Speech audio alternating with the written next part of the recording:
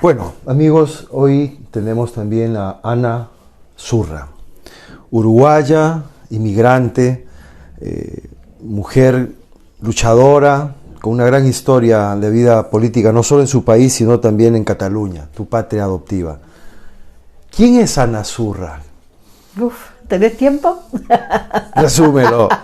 Bueno, yo soy, como tú bien dijiste, una mujer luchadora que desde que tiene conciencia no le gustan las injusticias y trata de cambiar las situaciones injustas, porque piensa que con la unión de toda la gente que es perjudicada por esas injusticias se puede llegar a solucionarlas, ¿no? Y hay que luchar siempre por conquistar derechos y porque la vida sea buena para todos. O sea, lo que deseamos es vivir feliz, en paz y tranquilo. ¿Qué te llevó a emigrar a Europa? Bueno, mi vida es más complicada que eso. Yo primero empecé a militar en Uruguay como estudiante del movimiento estudiantil. En un momento me acuerdo que empezó la suba del boleto y nosotros dijimos, no, si nos suben el boleto no podemos estudiar. Entonces no suban el boleto, queremos estudiar. El ticket de transporte. El ticket de transporte, sí, para trasladarte. Un poco como lo que pasó en Chile, que fue el desencadenante. Exactamente, bueno, eso fue en el año 68, cuando hubo una crisis mundial del capitalismo. Y en todo el mundo conoce mayo del 68 por Francia, pero en realidad en mayo del 68 en todo el mundo hubieron movilizaciones y en mi país empezamos nosotros los estudiantes con esto del boleto y enseguida se sumó por esta historia de crisis todo el movimiento obrero, entonces fue una lucha obrera y estudiantil por soluciones económicas. ¿El Pepe Mujica en aquel tiempo estaba militando en el Partido Revolucionario? Bueno, el MLN, que es el Movimiento de Liberación Nacional, se formó después del 68 y él estaba en ese momento también. Él vino de otro sector, era, digamos, una persona del campo que plantaba flores, y se integró a la guerrilla. En ese momento la guerrilla en América Latina responde a muchas cosas sociales y políticas, ¿no? No solo la situación económica que estaba viviendo el continente, sino también en la victoria de la Revolución Cubana, que fue muy importante para todos, que nos llevó a buscar salidas otras que las que la izquierda tradicional presentaba, que eran una salida por elecciones. Nosotros decíamos, no van a soltar el gobierno por las elecciones, ni el poder mucho menos. Tenemos que cambiar esto radicalmente como hizo Cuba, y mucha juventud y gente trabajadora se unió a las guerrillas de todo el continente. En ese momento él, tanto como yo también, éramos compañeros del movimiento, ¿sí? ¿Y cómo das el paso de venir a Europa, Ana? Bueno, en ese momento yo no caí presa porque mantuve mis criterios de seguridad intacto, y pude salir al exilio, y me fui de exilio a Chile, que era el único país en donde la izquierda había llegado al gobierno. Los demás eran dictaduras y el Uruguay estaba por venir la dictadura, y entonces toda la izquierda latinoamericana que estaba escapada, digamos, de sus países viajó a Chile para apoyar ese proceso, y fue muy interesante. Es un capítulo aparte porque Chile a mí me dio muchísima información política, yo siendo muy joven y participando de ese proyecto y viendo cómo se transformaba la gente en un país. Nos referimos, por supuesto, a Salvador Allende. Sí, claro, y con su vía chilena al socialismo, y además Chile es un país de mucha conciencia de clase, porque ahí estaba la burguesía y los proletarios, no había clase intermedia. O sea, la diferencia social era brutal, no era como por ejemplo en mi país, que había mucha clase media, y eso y además eran muy conscientes de que eran mayoría y que tenían que dirigir el país. Y bueno, pasó lo que pasó en Chile, me agarró el golpe de Estado, tuve que salir por embajada de Panamá, porque yo era de terceros países, no era del país implicado, no podía entrar a cualquier lado, y me sacó Panamá con el apoyo de Cuba. Y salí a Panamá, que era un refugio en tránsito, digamos, porque no nos podían acoger, un país muy pobre, con mucha buena voluntad, pero muy pobre. Estaba en ese momento muy especial, porque si bien había un militar a la cabeza del país, estaba luchando por sus derechos al Canal de Panamá. Entonces estaban enfrentándose al imperialismo, porque el canal era de ellos. ¿Que era Omar Torrijos? Omar Torrijos, sí, fuimos recibidos por Omar Torrijos en Panamá, y él estaba apoyado por Cuba y todo el resto de países no alineados para defender su derecho al canal, que era la vida del país, digamos. Y entonces no nos podían mantener, pero nos sacaron de Chile, y bueno, ahí estuve 4 meses hasta que logramos buscar un país de asilo, que fue en mi caso Bélgica, porque ahí había un comité de apoyo a los tupamaros que nos estaba esperando, pero no pude aguantar ahí el clima, porque era muy clima sin sol, y al año cambié mi refugio para Francia, y viví 10 años refugiada en Francia. Ahí sí, mucha vida política, sobre todo sindical. Ahí también me formé muchísimo con los trabajadores franceses en la parte sindical, justamente de defensa. Trabajaba en un ayuntamiento y bueno, estaba en el sector público, en la Federación de Servicios Públicos, y bueno, ahí pasé hasta que, como yo ayudaba a mucha gente que venía de América Latina, refugiada a Francia, que le daban 6 meses, como hacen aquí, 6 meses de casa y comida, los 6 meses tenían que resolver, entonces yo iba a ayudar con 2 asistentes sociales hasta que ya dijeron, tú tienes que hacer los estudios de asistente social porque lo que estamos haciendo es eso. Me obligaron prácticamente a presentarme al examen de ingreso, lo salvé y estudié 3 años servicio social hasta que justo en Uruguay se hace la amnistía, que es lo que pedimos acá en Cataluña, una amnistía en donde pudimos volver, los que salieron los presos de la cárcel, pudimos volver los que estábamos en exilio, y yo volví porque yo había salido obligada de mi país. Yo quería volver a mi país y todo lo que había aprendido lo quería trasladar allí, y me fui para allí. Hasta que, bueno, mi hijo, lo que pasa es que estaba a monte entre la vida de aquí y la de allá, y se vino a estudiar a Europa y terminó viviendo en Cataluña. Entonces yo, que me quería quedar en Uruguay, cuando me nació mi nieto en Cataluña, dije, yo me voy a vivir a mi nieto, una opción personal, y me vine justo en el momento en que la ley de extranjería no nos permitía tener papeles. ¿Esto qué año fue, Ana? En el año 2005 me vine. Mi nieto nació en 2004. Y entonces, en el 2005, bueno, me asocié a una asociación de uruguayos por luchar contra la ley de extranjería. Y a partir de ahí empecé con todas las luchas del movimiento inmigrante acá al mismo momento que se empezaba a hacer en Cataluña la lucha por la independencia, movimiento social catalán, y nosotros dijimos, si queremos que nuestras reivindicaciones se integren a este pueblo, tenemos que integrarnos nosotros a las luchas de este pueblo.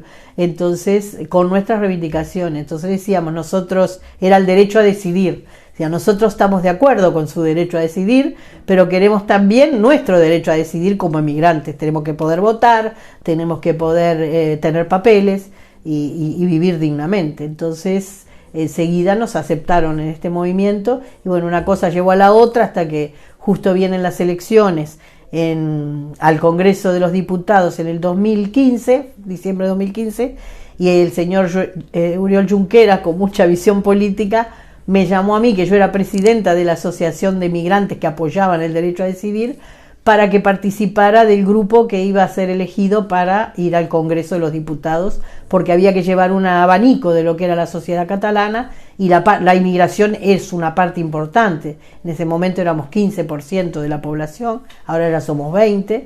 Entonces él vio la importancia que tenía de que fuéramos realmente catalanes de pura cepa, y nos envió y ahí, bueno, en el Congreso de los Diputados fuimos para luchar contra la ley de extranjería y para defender a los emigrantes de todas partes y también a los trabajadores. Y bueno, y ahí empecé con el Congreso de los Diputados, ahora estoy en el Senado, pero haciendo la misma lucha, y hemos logrado, después de mucho tiempo, por lo menos, haber hecho la modificación, o haber participado en la modificación del reglamento interno del reglamento de aplicación de la ley de extranjería, que salió hace muy poco, después de mucho trabajo, en donde hemos tratado de ayudar a que la gente pueda sacar los papeles sin pasar por toda esa odisea que estábamos pasando en los últimos años. O sea, en resumen, muy cortito. Muchas gracias, Ana. Es paradigmático o excepcional, podríamos decir, que una sociedad que no se restaura por su propia gente, es decir, con índices de natalidad muy bajos. Muchos años España lideró la natalidad más baja del mundo. Ahora, con la migración justamente se está revertiendo esa situación.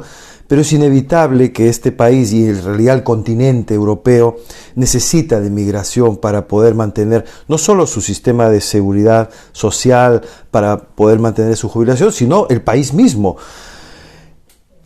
¿Has visto cambios importantes en los últimos 10 años a nivel no solo español, sino europeo, Ana, en este tema, o más bien un retroceso? Bueno, primero decir que la inmigración es, desde que el mundo es mundo, hay inmigración. Desde que el mundo es mundo, el hombre quiso salir por X motivos de un lado para el otro, o sea que inmigración no es un fenómeno de ahora porque se nos ocurre a nosotros venir acá a molestar a la gente de aquí. No, no es así. Las migraciones existen y siempre existieron y siempre se mueven hacia esos lugares donde hay más trabajo o mejor clima. Eso es evidente. Entonces, digo, también existieron hace muy poquito, históricamente sería muy poquito tiempo, las emigraciones que cuando aquí en Europa había guerras y hambre, iban hacia nuestros continentes. Nosotros tenemos un programa también como el tuyo de radio televisada, que empezamos siempre con una cámara de televisión antigua, en donde ponemos programas o pequeños videos de la época en que llegaban, por ejemplo, a América Latina, y cómo los recibía la gente. Decía, aquí están viniendo, Europa nos envía sus mejores hombres, sus mejores fuerzas para poblar nuestros países, y vienen del sacrificio, del hambre y todo, y sin embargo vienen aquí, son bien recibidos, porque poblarán los campos de la patria, dicen, ¿no? Y vienen a ayudar a este país a que en conjunto salgamos para adelante, porque siempre una emigración es positivo. Primero porque van hacia los lugares donde hay posibilidades económicas y falta gente. Y segundo porque siempre es una fuerza diferente que modifica, que ayuda, y económicamente se puede ver que donde hay más inmigración, económicamente el país avanza. Entonces, todo eso es lo normal. Lo que es anormal es como lo plantean algunos, de que dicen que nosotros le venimos a sacar el trabajo a los de aquí, o que nosotros venimos a perjudicar al país. Eso es lo que no es normal. Y lo normal es lo otro. Entonces, por ejemplo, siempre pongo un caso, ¿no? Nosotros hay un trabajo que vale 10 euros la hora, nosotros nos pagan 5 porque no tenemos papeles y tenemos necesidad de trabajar. Y a los de aquí le dicen, o trabajas por 5 o te echamos y traemos un emigrante. Entonces queda como que nosotros le sacamos el puesto. No, lo mejor sería que nos unamos los de aquí y los emigrantes y pidamos 20 o 30 a la hora, que sería lo más justo para esos trabajos, pero unidos y luchando juntos. Porque si nosotros no trabajamos, esa empresa no gana nada. Si no hay trabajadores, las empresas no ganan. O sea, hay una confusión, dice, nos van a echar. No, si nos echan tienen que poner otra persona, porque si no, no ganarían. Entonces es falso decir que tienen que bajar los salarios. Por ejemplo, ahora están eso, tenemos que bajar los salarios porque si no la empresa cierra. No, si la empresa no tiene trabajadores no puede, cierra, pero si tiene trabajadores funciona, entonces necesita tener trabajadores. Entonces, ¿qué pasa si nos bajan los salarios? Que ellos ganan más. No es que pierden de ganar, es que ganan menos. Entonces, lo que nosotros decimos es, hay que acabar con esos discursos que no son correctos y plantear que a la gente hay que pagarle lo que corresponde en cada trabajo, y que si no pueden tener esos salarios, no ganarían como ahora las empresas. Por ejemplo, estamos viendo que sacan beneficios mayores que los del año pasado, ni siquiera mayores de antes de la pandemia, mayores que los del año pasado, los bancos y todas las empresas. ¿Y de dónde los sacan? De la espalda de los trabajadores. Entonces no es que nos tengan que venir a rebajar el salario ni a echar a los emigrantes, no. Tienen que pagar lo que corresponde. Igual van a ganar, porque igual tienen la plusvalía, ¿no? Que sacan dinero de tú nunca te pagan la realidad de lo que tú trabajas. Por lo tanto, ganan menos ellos. Y en un momento en donde la situación está tan deteriorada, bueno, que ganen un poco menos, no se van a morir de hambre. Hay que hablar claro, porque esos son los términos. Que nos puedan meter cualquier palabra, no es así. Lo claro es esto. Gracias, Ana. Para el ciudadano común y corriente, a veces le cuesta confiar en los políticos, porque tienen razón. Tienen una visión que es real, de mucha corrupción en algunos partidos. Y este es un tema que lacera, que evita que realmente se integre el ciudadano en la política. Por eso dice, no, yo a la política no entro porque es para corruptos. Y entonces lo mejor de la sociedad, que debería entrar a política, justamente para mejorar la política, acaba inhibiéndose o acaba pues desechando ese camino. ¿Qué le diría esto a un ciudadano honesto, trabajador, honrado, que dice así, que piensa así, cuando en realidad la política es el más noble de los oficios, si se hace bien, con honestidad, con transparencia y sobre todo con amor al pueblo? Lo que pasa es justamente, ese es el problema. Como nosotros hemos dejado en manos de otros la política, esos han hecho lo que han querido. Si nosotros participáramos en política y estuviéramos dentro y participáramos en los lugares y nos dejáramos de esa famosa comodidad, porque hay que trabajar para estar ahí haciéndolo bien, digamos, ¿no? Y estuviéramos en estos lugares, no lo agarrarían esos que son corruptos y que viven para ellos, y que agarran esto como una profesión que no es una profesión. No necesitas ningún diploma para ser, necesitas que te vote la gente, no te necesitas ningún diploma para ser político. Entonces la gente tiene que pensar que tiene que agarrar en sus manos su propio destino. Si se lo deja a manos de otro, ahí es donde vienen los problemas y pasa todo lo que pasa. Ahora se vienen elecciones, no solamente en el Hospitalet, en toda la región. ¿Y qué posibilidades tienen los inmigrantes que no tienen papeles de integrarse mientras está en el proceso de regularizar? ¿El partido que tú representas ofrece posibilidades o hasta que no tengan sus papeles están ellos prohibidos o anulados de poder participar, Ana? No, esto es para todos. Todos tienen algo para hacer y pueden hacer cosas. Y además, la gente que está sin papeles también es importante que participe haciendo propaganda. En este caso, si no se puede participar primero tienes derecho. Listas, claro. Si tú tienes derecho a ser explotado, tienes derecho a defenderte. Si tú tienes derecho a vivir en una ciudad, tienes derecho a participar en la vida de la ciudad. Por lo tanto, todos estamos involucrados en esto del ayuntamiento, que además es la parte fundamental de la política, porque es lo más cercano que tenemos y que representa toda nuestra vida. Porque si queremos ver el sistema de transporte que hay para que podamos llegar al trabajo mejor, es en la ciudad lo que define qué tipo de transporte va a tener. ¿Quién te recoge la basura en la puerta de tu casa o en la esquina, o cómo va a ser eso? Es importante, es tu vida. ¿Quién va a dirigir lo que pasa en la escuela donde van tus hijos? O que la escuela pueda estar con vidrios, con calefacción y en buenas condiciones para que pasen tus hijos, estudien en buenas condiciones. Es el ayuntamiento. O sea, todas las cosas de la vida tienen que ver con el ayuntamiento. Por lo tanto, el ayuntamiento no es algo allá arriba, es algo de nuestra vida, en donde todos tenemos que participar. Por lo tanto, es importantísimo, incluso para los que no tienen papeles. No sé si sabes que hay una línea ACOL, que se llama de acogida, que la Generalitat de Cataluña creó. Primero hizo un programa piloto con ONGs para que tuvieran la posibilidad de emplear a los sin papeles con las condiciones de la ley de extranjería, es decir, con un contrato por 12 meses, a 40 horas y pagándole lo que tenga que pagarle. Bueno, eso se consiguieron fondos europeos para que las ONG pudieran emplear gente para trabajar en sus ONG, gente que siempre lo hacía honorariamente. Bueno, y eso ha avanzado. Y allá en el 2022, la Generalitat de Cataluña hizo que eso se sumara a los ayuntamientos.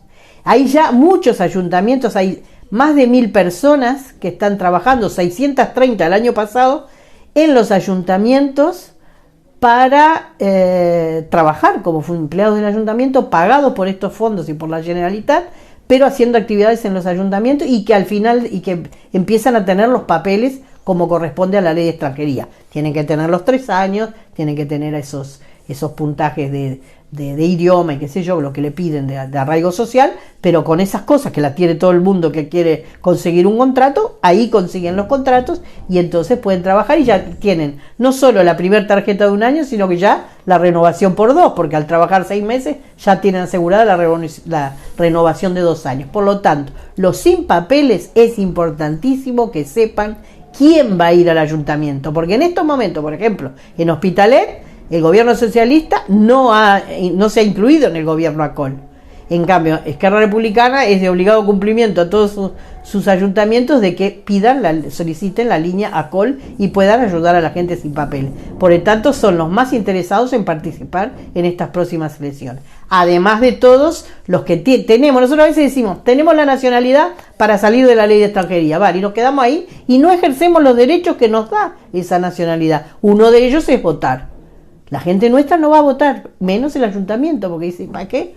¿Para qué me sirve? Sí que le sirve. Le sirve en esto, le sirve tener una ciudad decente, en que sus hijos vayan a escuelas decentes.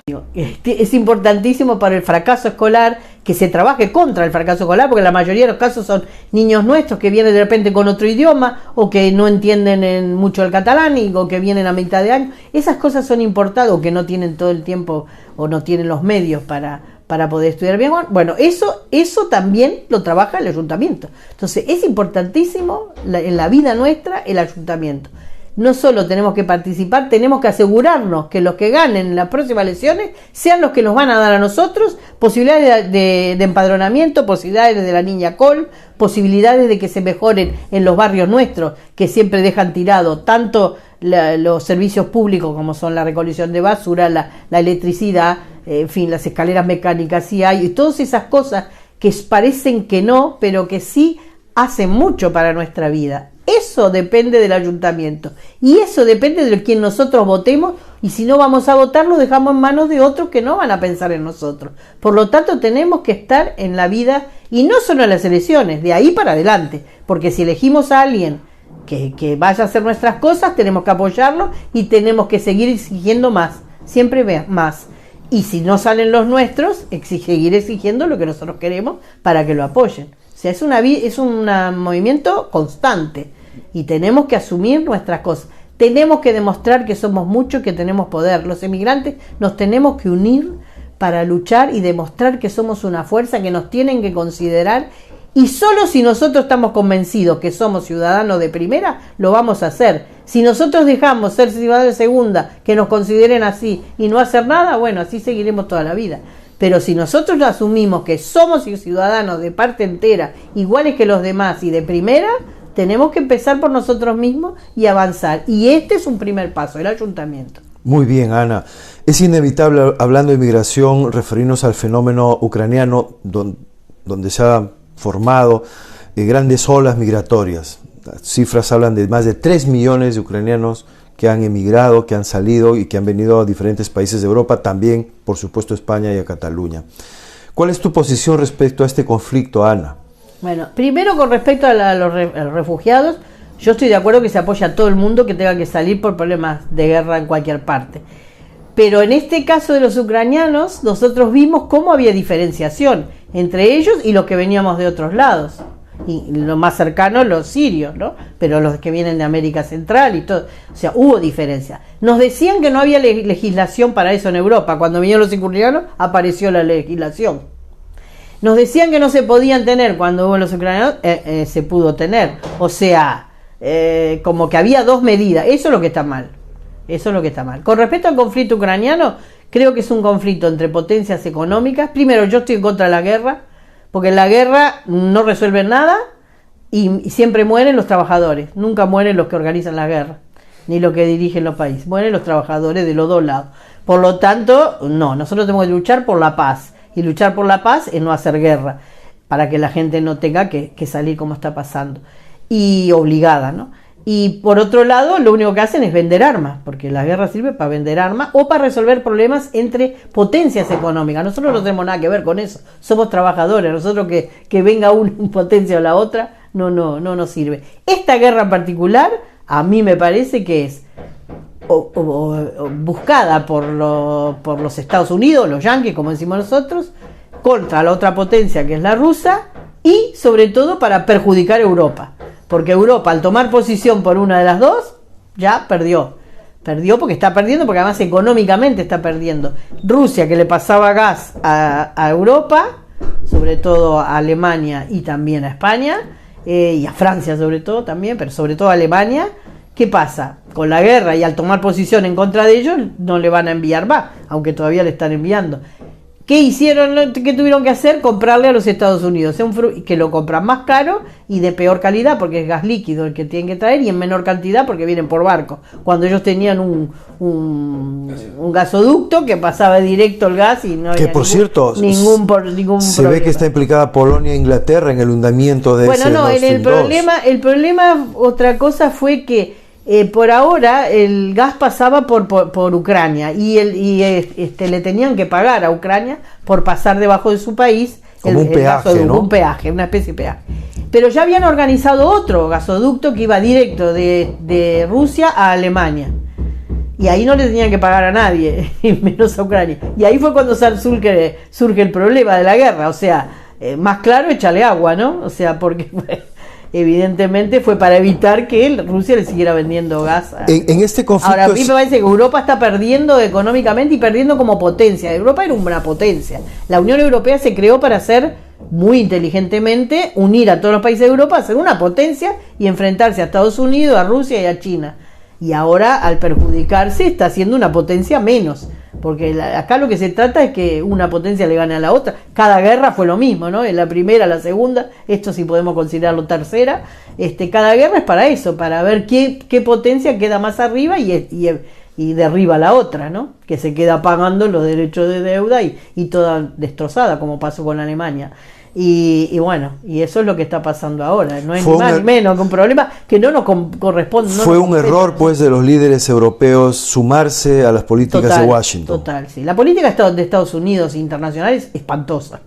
Estás conmigo, estás contra mí. Esa es la política de Estados Unidos y para ganancia de ellos, nada más.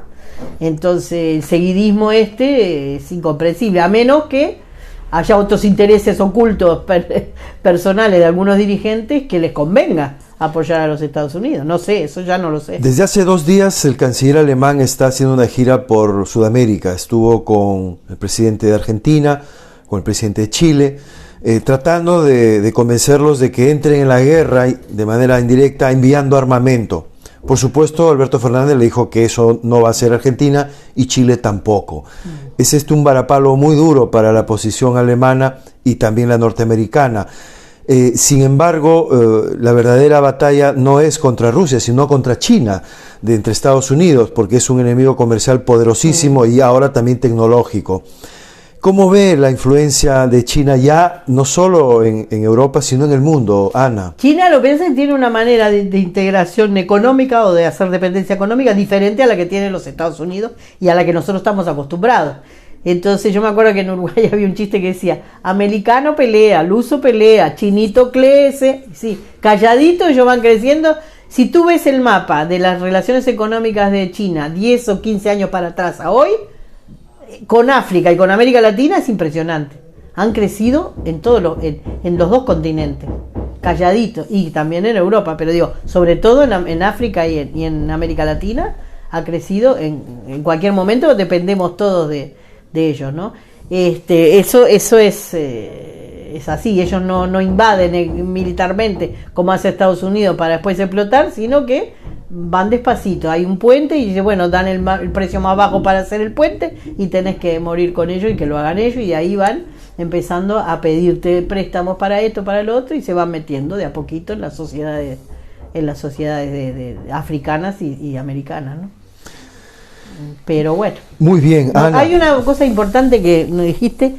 Hoy América Latina, después de la última reunión de la CELAC en Buenos Aires, hay un discurso del presidente de Colombia, Gustavo Petro, muy interesante, que los recomiendo para que lo escuchen entero porque no tiene desperdicio, donde él demuestra a toda la gente, a los de derecha y a los de izquierda del continente, que si nos unimos todos y nos enfrentamos a las demás potencias, podemos hablar en los mismos términos, pero solo unidos, porque tenemos materia prima suficiente, tenemos gente suficiente, tenemos trabajadores suficientes como para que el continente, manteniéndose unido, pueda negociar de igual a igual con los demás. Eso es muy importante. Si no somos cortitos de mente en América Latina, si nos dejamos de pavada, que izquierda, derecha, que nos unimos como países, como continente que somos, como hermanos que somos, porque somos una nación. Acá en Cataluña no entienden cuando nosotros decimos que los latinos somos una nación. Cataluña es una nación en España, que hay 4, ¿no? Yo cuando iba a la escuela me enseñaban, España es la diferencia entre Estado y nación. Un Estado, España es un Estado que tiene 4 naciones dentro. Pues América Latina es una nación que tiene 22 estados. Y es tal cual. Yo no me siento diferente a mis hermanos latinos. Entonces, eso es lo que tenemos que hacer, reivindicar como fuerza, unirnos, incluso acá en Cataluña también y en España, unirnos los inmigrantes latinos porque somos una nación, para demostrar que somos fuertes y que somos la mayoría. Sobre la situación en Perú, bueno, creo que nada tengo que enseñarles a los peruanos, pero lo que pienso de esta situación es que, bueno, primeramente lo que hicieron los congresistas fue dar un golpe de Estado, porque están apoyados en el ejército, sacaron al presidente constitucionalista que había sido elegido por la gente, y todo eso, qué casualidad que es justo para gobernar durante el momento en que se tienen que renovar los contratos ley, es decir, todo lo que las grandes mineras quieren, que es seguir saqueando al Perú y dejando en el hambre a todo el resto de la población, o en la miseria, o con situaciones de contaminación que provocan grandes enfermedades, ¿no? Eso es lo que está pasando. Y una vez que renueven esto, recién cambiarán. El problema es que la gente, ya no tiene más nada que perder, salvo su dignidad, han salido a la calle, están rodeando Lima y están exigiendo que renuncie el Congreso, que el Congreso no va a renunciar, pero va a tener que hacerlo si tiene el apoyo internacional. Aquí llamamos a todos los países que apoyen al pueblo peruano y que saquen este gobierno que no es representativo de la gente, y que se hagan elecciones ya y una constitución acorde a la verdadera democracia, porque la que está es una apuesta por la dictadura, en donde suceden cosas como esto de los contratos ley, que lo hacen unos pocos en detrimento de la gran ciudadanía. O sea que, bueno, le dan apoyo total al pueblo peruano y seguir en la lucha. Y bueno, y esto está difícil. Esperemos que no haya más muertes, que se resuelva de una manera más de correlación de fuerzas, digamos. Pero la correlación de fuerzas está dada. La mayoría del pueblo no quiere saber nada, no reconoce ni a la presidenta, que le llaman ahora Dina Balearte, porque está baleando a todo el mundo, ni a los que la apoyan, ¿no? La que la mantienen ahí como un títere, que más bien es un títere, pero la diferencia está ahí, la correlación de fuerza. La mayoría de la gente no la representa, no lo representa, y bueno, y de una vez por todas tiene que venir la democracia plena en Perú y la paz.